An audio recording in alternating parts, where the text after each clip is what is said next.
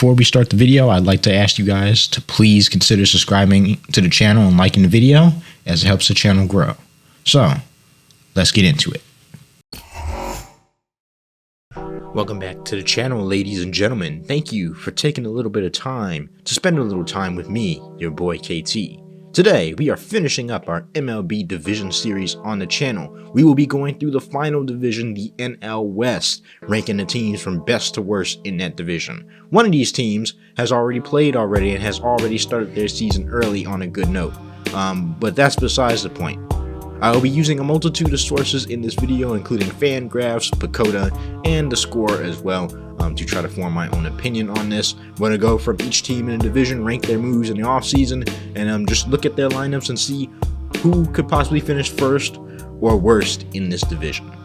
So, without further ado, guys, I'm not going to hold you for too much longer. Let's get straight in to number 5. At number 5, we have the Colorado Rockies. And for the Colorado Rockies, this should be no surprise to anyone in baseball, as they are primed to be one of the worst teams in the division and in baseball in general. The Colorado Rockies finished last year in this division, and they haven't got much better since then going into this season. Now, for the Colorado Rockies this offseason, they added some pieces that may be interesting. I say one of their best additions has been the addition of Thairo Estrada, the second baseman coming from the San Francisco Giants, I think. Could be a good piece in that middle infield, good defensive player. They also added Ki-Jana on a minor league contract, Diego Castillo to the bullpen, and Austin Nola and Kevin Farmer to round out their bench unit. I think Austin Nola may even be in the minors if I'm not mistaken. As for their offseason losses, not big losses, but still, Cal Quantrill, starting pitcher, he left this offseason along with Brendan Rodgers. Daniel Bard and Charlie Blackmon, the longtime Colorado Rocky, also left and has not been signed as of this moment. Other losses include Dakota Hudson, Jake Cave, and Peter Lambert in that position. For the Colorado Rockies lineup, they will be sporting a lineup at least against right-handed pitching, at least projected, going like this. Leadoff man Brendan Doyle at center field, the third baseman Ryan McMahon, Ezequiel Tovar at shortstop, a healthy Chris Bryant, hopefully a DH, Thairo Estrada batting fifth, Michael Togila batting sixth at first base, Nolan Jones at left field, Jordan Beck at right field, and the newly acquired Jacob Stallings in the ninth spot at the catcher spot. Now, I would say their better half of this team probably has to be their pitching staff. Their ace probably going into the year will be Kyle Freeman at 31 years old. The left-hander has 7 years of service time. Hopefully he can add a little bit of boost and stay healthy for once in that starting lineup. Germain Marquez, still one of the better pitchers in baseball, but had a down year, of course, last year, and is getting older at 30 years old. Ryan Feltner will be their third starting pitcher, along with Antonio Cinceletta, and Bradley Ballock will be the starting pitcher number 5. Now, for the Colorado Rockies, they didn't really do much in the offseason to get better. This team still doesn't want to spend a lot of money in free agency. They're still kind of messing around with the Chris Bryant contract and see how they can have him produce. I thought he was playing left field this year. He is not. They're going to go ahead and DH him. Maybe if he can stay healthy, he gives you a little bit of boost in that lineup. Maybe able to pop a few home runs. I say about 23, 25 home runs at this stage of his career. The problem is Chris Bryant can almost never stay healthy, nor can Ryan McMahon. I think their lineup is just, while it's not putrid, it's not good either. They don't like to add a lot of free agents. It's not, despite being a hitter-friendly ballpark that they play in, they do not attract big free agents like that.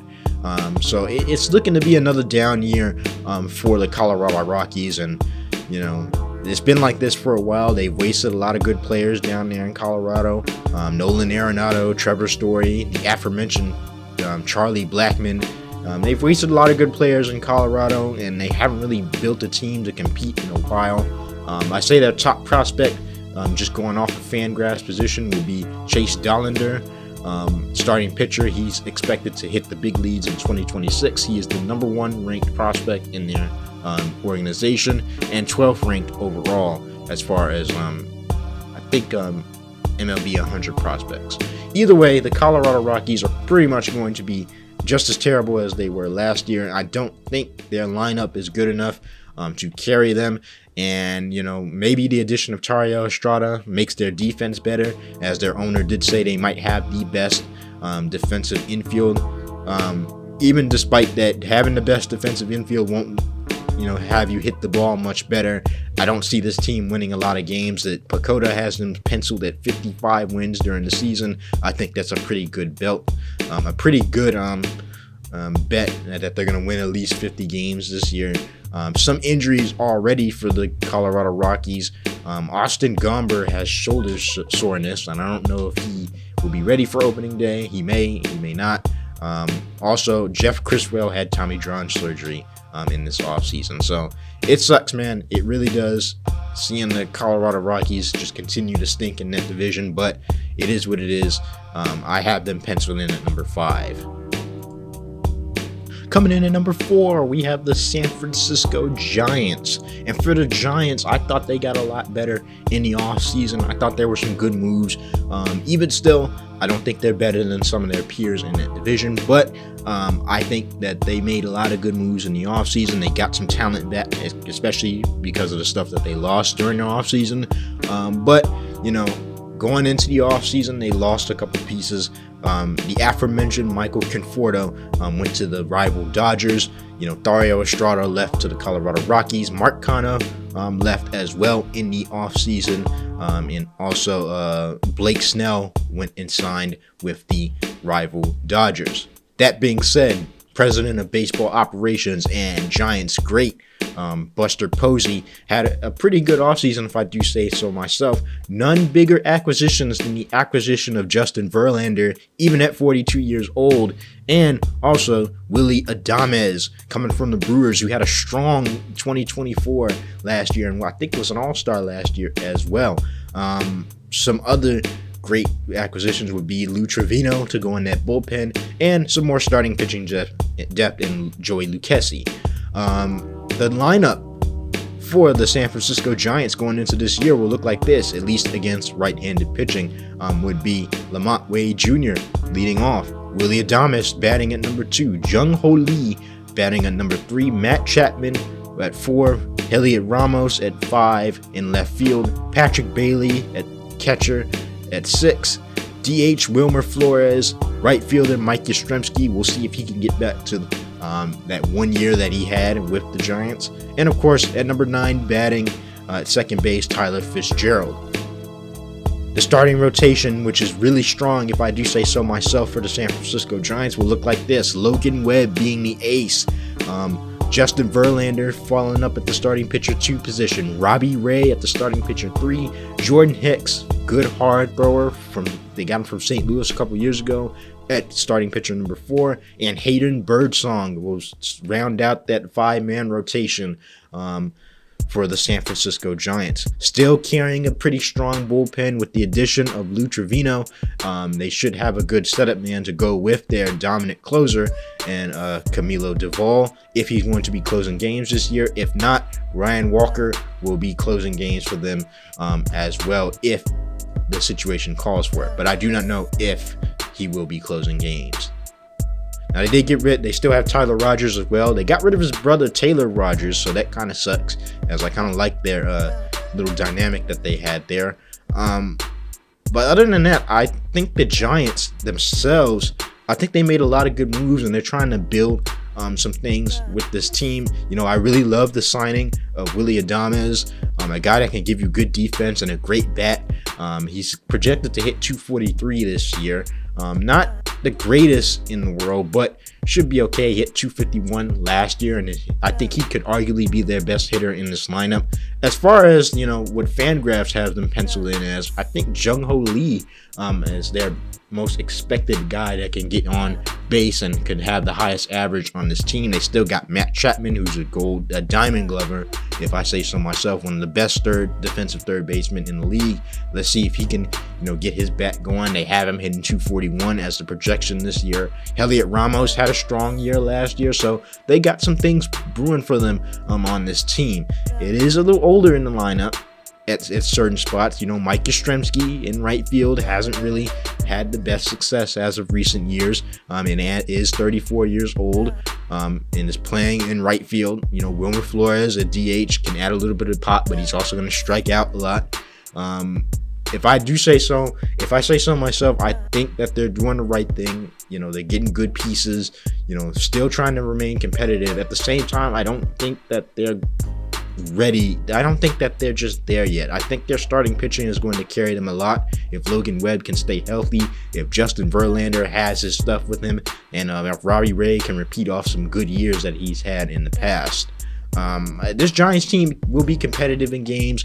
I don't think they're as good as the Dodgers. It's not big acquisitions like the Dodgers or the Diamondbacks went out and made, but I still think that they'll be better than last year. That being said, the health is always a big thing with this team, and you know, the inconsistency of some of these bats in this lineup, including Wilmer Flores, Mike Yastrzemski, and of course Matt Chapman, could be a bit detrimental to this team. Overall, I think that the Giants have some pieces to be competitive in that division. I think they have the pitching to be able to compete in this division.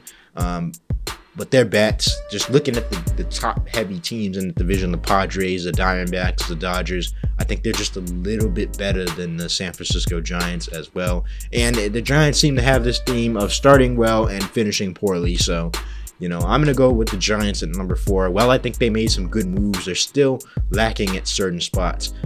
Now, there are some injuries that they have as well. Tom Murphy has a mid-back disc herniation, which will probably keep him out for opening day. Not that that's a big thing, but still, it's a guy who provided catching depth, so they're going to be missing him starting this year, or starting at opening day. So this should probably, I think this team will definitely reach the 78 wins mark, maybe around the 70, maybe 80 win mark this season, but this definitely won't be by much. I think that they still got a bit longer to go before they're actually able to compete again in that division, as we just don't know, what Justin Verlander has left. And also, this lineup can kind of be inconsistent at times with their bats. So I'm going to go with the San Francisco Giants at number 4. At number 3, we have the San Diego Padres. And for the San Diego Padres, I think they're still going to be one of the better teams in that division. This could sound controversial, but I think they can go back and forth with the Diamondbacks for that second spot in the division, and they can still probably make the wild card team.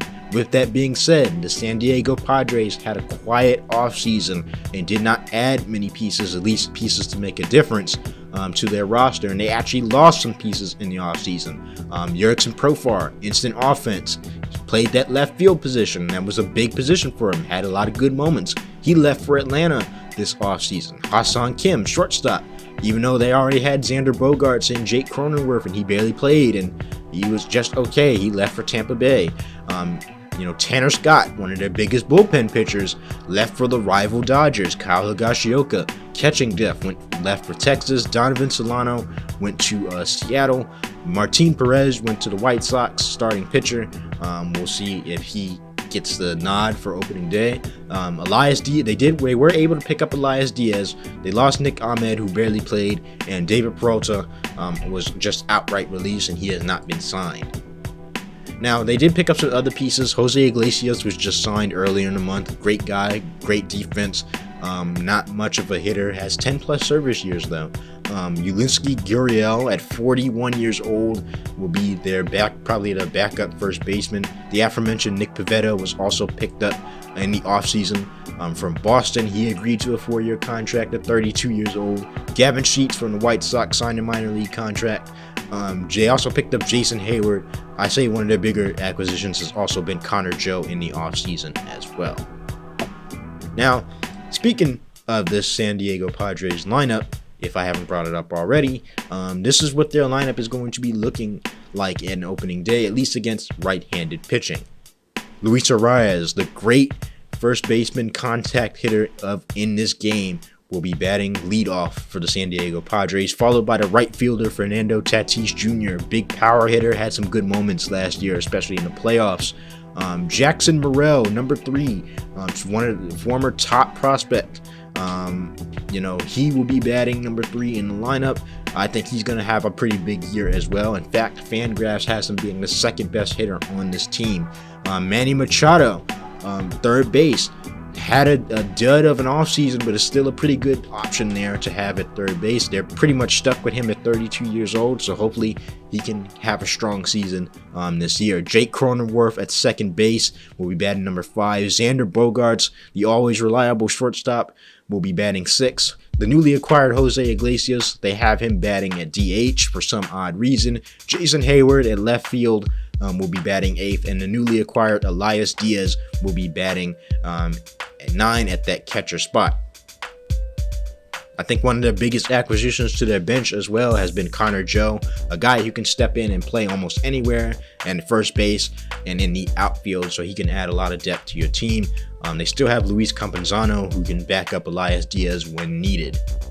Now, the starting rotation, I think, is the big strength of this team. Led by Michael King, 29 years old, had a good year last year.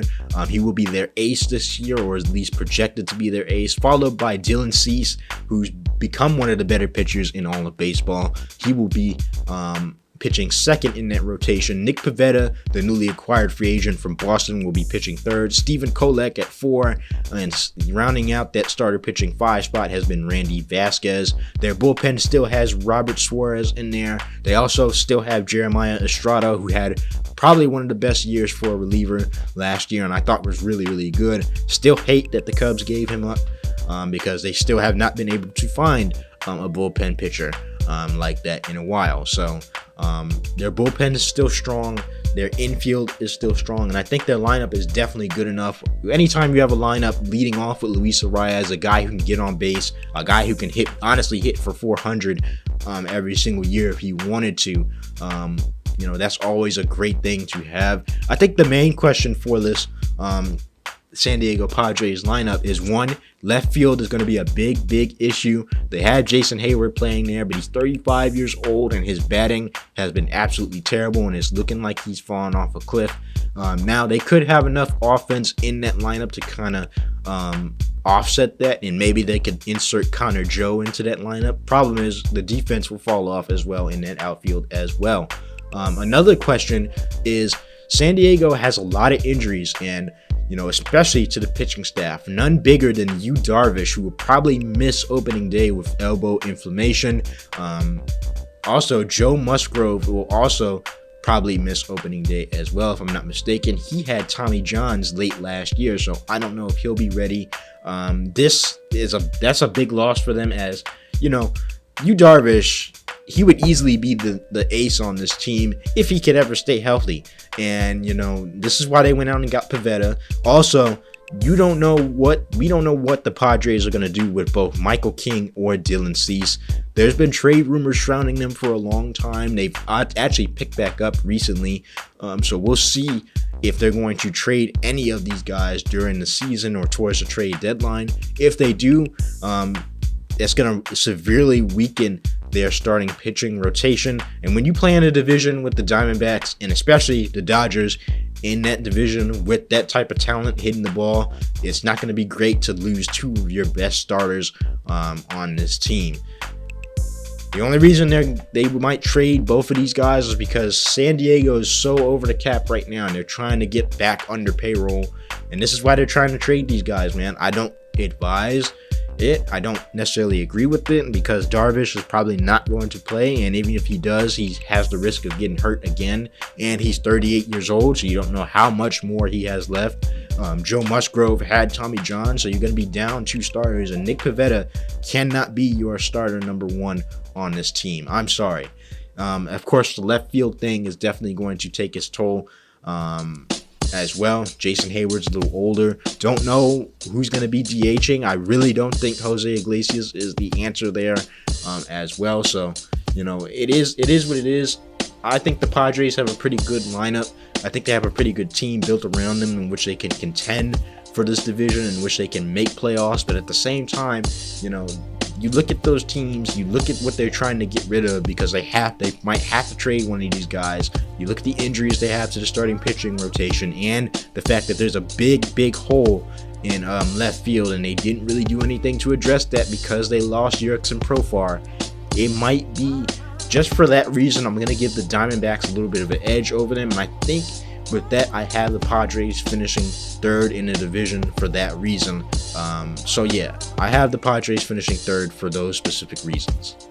Number 2, the Arizona Diamondbacks. And for the Arizona Diamondbacks, I think they had a pretty good offseason. It was up and down. They lost some pieces, but they also gained a pretty good piece in the offseason that should really shore up their team.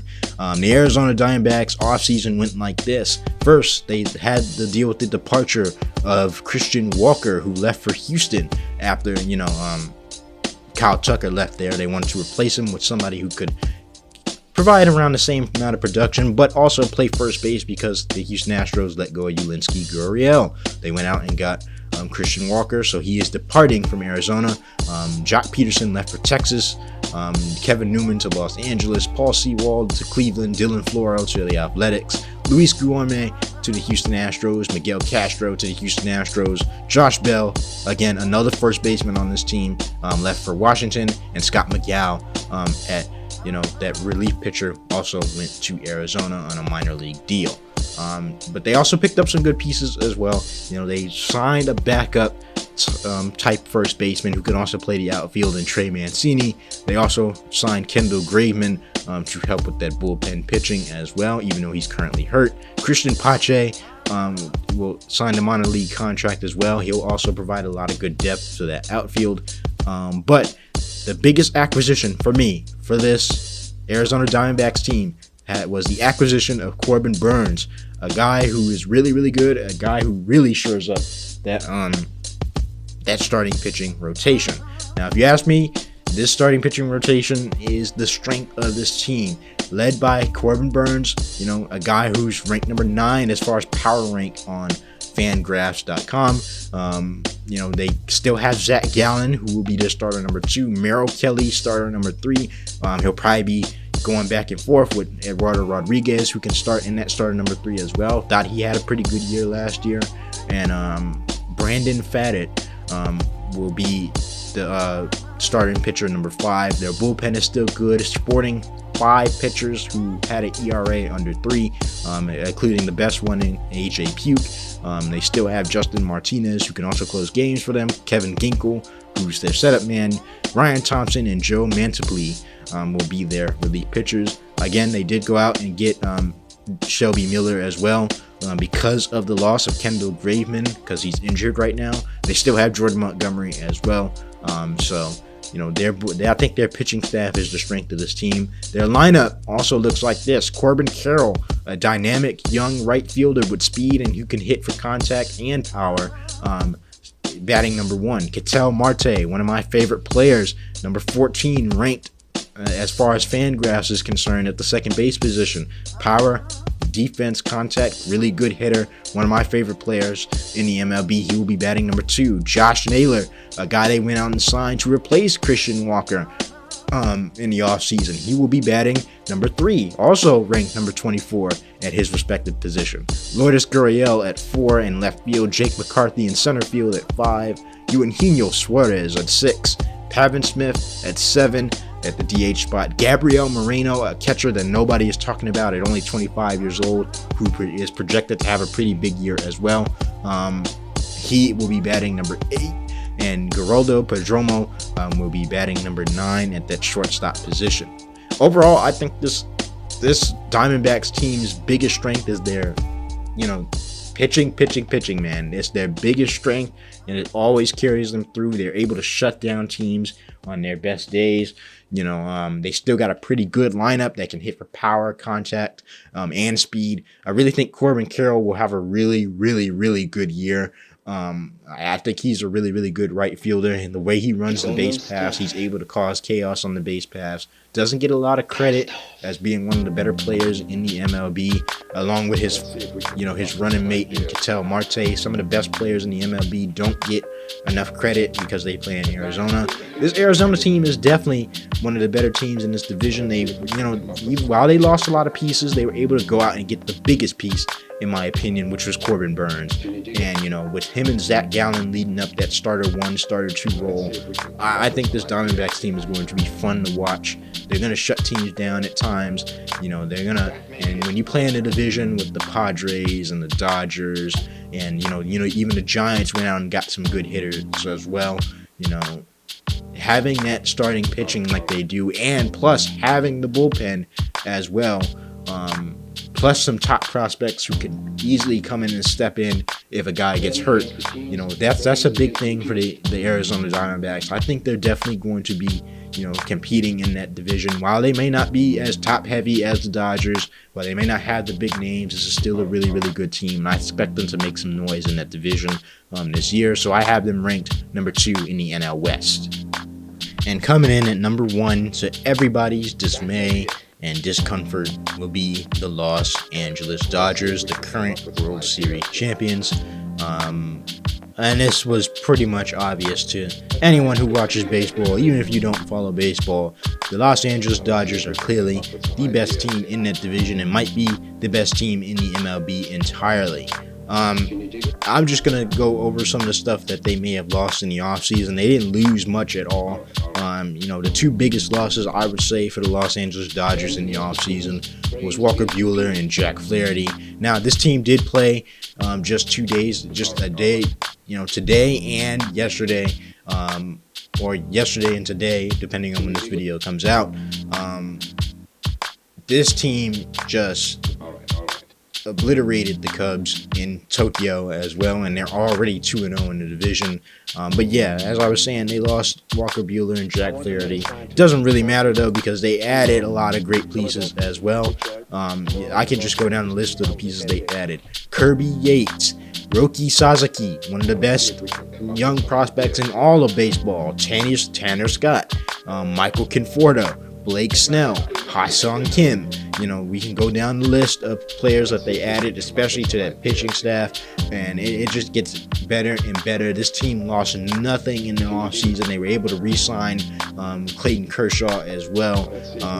This team is the best team in baseball, and it's because of their lineup, man. Their lineup is top heavy, and it's huge, and it has power, and it has everything. It's led by the big man himself, the best player in baseball overall, according to almost every single site you go to. Shohei Ohtani. Mookie Betts is also batting number 2 at shortstop, whatever position he's going to play. Freddie Freeman at 3, playing at first base. At batting 4, Teoscar Hernandez, who they were somehow able to keep. Max Muncy at 5, Will Smith at 6, the aforementioned Michael Conforto at 7, Tommy Edman at 8, and Andy Pages, or whatever you want to say his name, is batting at 9. They have a deep bench led by Kike Hernandez and James Outman, Miguel Rojas. They also have Austin Barnes as well. Let's go to their pitching staff. We can just go down the list there. Their pitching staff, led by Yoshiguchi Yamamoto, just pitched the other day. Would pitch pretty well. Tyler Glasnow, if he's healthy, one of the best pitchers in baseball. Shohei Ohtani, whenever he gets back to pitching, he'll be in that starting rotation. Blake Snell, he's coming to the starting rotation and will probably be starting opening day. Roki Sasaki just signed this offseason.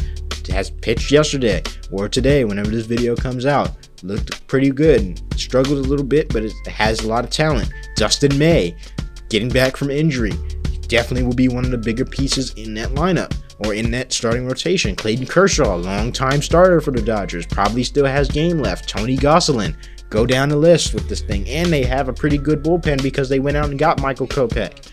They went out and got Tanner Scott. They went out and got Kirby Yates and Blake Trinan.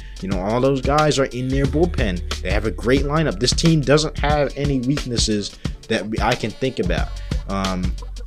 Again, this money that they're backloading to everybody could come back to haunt them in the future. But as it currently stands now, the Los Angeles Dodgers are the team that to beat in the offseason. They have the best odds to win it all. They're up. They have a 2-0 start on everybody else because they played in Japan and they played early, and they're pretty much going to be off for the rest of the week. so that's a plus for them. So they'll be well rested when they go play Detroit the first week of the season.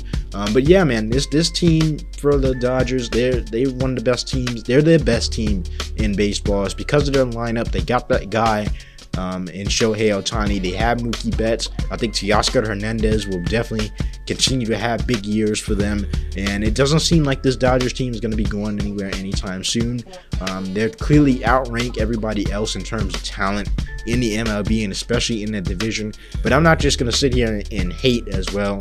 But this team was well put together. They have a great pitching staff that will carry them. That was one of their biggest weaknesses, and they still won the World Series because of that, because of their lineup. So now you add good pitchers like Roki Sasaki and Blake Snell, and this team is going to get even better. They got power, they got contact. A little slow, but you know, it doesn't really matter when the ball is leaving the park like that. I don't see this team having any type of drop off this year unless injuries start to happen.